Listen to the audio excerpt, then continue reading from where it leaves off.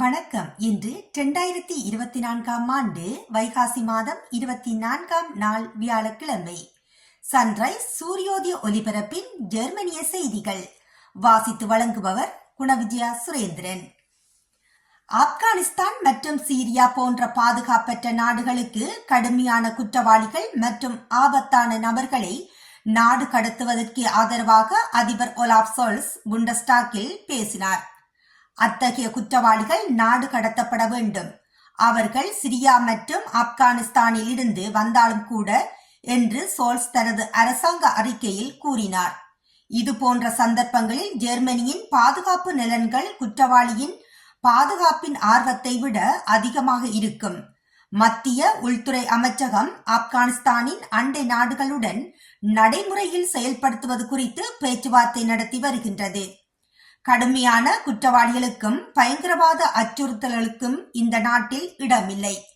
பயங்கரவாத குற்றங்களை கொச்சைப்படுத்துவதையும் கொண்டாடுவதையும் இனியும் சகித்துக் கொள்ள மாட்டோம் என்று அதிபர் வலியுறுத்தினார். பயங்கரவாத குற்றங்களுக்கு ஒப்புதல் அளிப்பது வெளியேற்றுவதில் தீவிர ஆர்வத்தை ஏற்படுத்தும் வகையில் வெளியேற்ற விதிமுறைகள் கடுமையாக்கப்படும் என்று அவர் அறிவித்தார். பயங்கரவாதத்தை மகிமைப்படுத்தும் எவரும் நமது மதிப்புகள் அனைத்திற்கும் எதிரானவர்கள், மேலும் நாடு கடத்தப்பட வேண்டும், சோல்ஸ் மேற்கண்டவாறு கூறியுள்ளார். வெள்ளிக்கிழமை மன்கைம் சந்தை சதுக்கத்தில் கத்திக்குத்து தாக்குதலில் காயமடைந்த போலீஸ் அதிகாரி உயிரிழந்துள்ளார். 29 வயதான அவர் காயங்களால் மதியம் இறந்தார் என்று அதிகாரிகள் தெரிவித்துள்ளனர். தாக்குதல் நடத்தியவர் இன்னும் நேர்காணல் செய்யப்படவில்லை. மன்கைம் சந்தை சதுக்கத்தில் வெள்ளிக்கிழமை பிற்பகல் கத்திக்குத்து தாக்குதலுக்கு பிறகு தாக்குதலில் பலத்த காயமடைந்த போலீஸ் உத்தியோகஸ்தர் சிகிச்சை பலனின்றி உயிரிழந்துள்ளார். இதை கார்ல்ஸ்ருவ அரசு வழக்கறிஞர் அலுவலகம், மன்கைம் போலீஸ் தலைமையகம் மற்றும் மாநில குற்றவியல் போலீஸ் அலுவலகம் அறிவித்தது. தாக்குதலின் போது 29 வயதுடைய அதிகாரியின் தலைப்பகுதியில் தாக்குதல் நடத்தியவர் பல தடவைகள் கத்தியால் குத்தியுள்ளார். குற்றம் நடந்த உடனேயே காவல்துறை அதிகாரிக்கு அவசர அறுவை சிகிச்சை செய்யப்பட்டு செயற்கை கோமா நிலைக்கு தள்ளப்பட்டதாக அதிகாரிகள் தெரிவித்தனர். பலத்த காயமடைந்த அவர் இன்று மதியம் உயிரிழந்துள்ளார். திவாலான பயண வழக்கறிஞரான AFTI மூலம் விடுமுறைக்கு முன்பதிவு செய்த ரோஸ்டாக்கிலிருந்து ஊனமுற்றவர்களில் பயணக்குழு அவர்கள் வந்த சிறிது நேரத்திலேயே துருக்கியில் உள்ள ஒரு ஹோட்டலில் இருந்து விமான நிலையத்திற்கு திருப்பி அனுப்பப்பட்டனர்.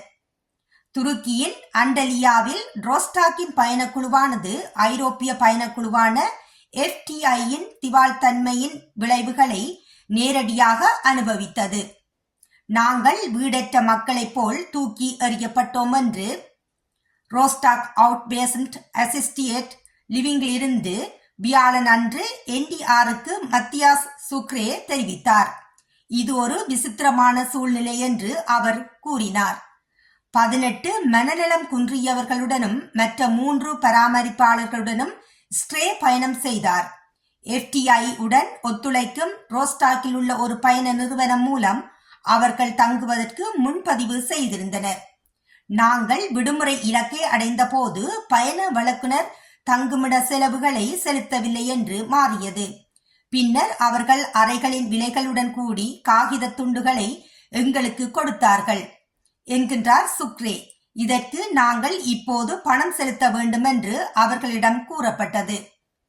சுக்ரேயின் கூற்றுப்படி ABW குழுமம் ஏற்கனவே தங்குமிட செலவுகளை முன்கூட்டியே செலுத்தியிருந்தாலும் செக் இன் செய்ய ஹோட்டல் சுமார் 12,000 யூரோக்கள் வசூலித்தது. சுக்ரேயின் கூற்றுப்படி குறைந்தபட்சம் ஒரு இரவுக்கு குழுவிற்கு இடமளிக்க ஒரு சமரசமும் தோல்வி அடைந்தது. முழு விலை அல்லது எதுவும் இல்லை என்று ஹோட்டல் மேலாளரை குறிப்பிட்டார். அவர்கள் எங்களை அப்படி தூக்கி எறிய முடியாது. இறுதியாக இது மாற்றுத்திறனாளிகளின் குழு என்பது தெரிவாகியது. சிலர் மருந்து மற்றும் ஓய்வை நம்பியிருக்கின்றார்கள் என்று மேலும் பராமரிப்பாளர்கள் கூறினார்கள். இத்துடன் இன்றைய ஜெர்மன் செய்திகள் நிறைவு காண்கின்றது. மேலும் மற்றுமொரு செய்திகளுடன் சந்திக்கும் வரை நன்றி, வணக்கம்.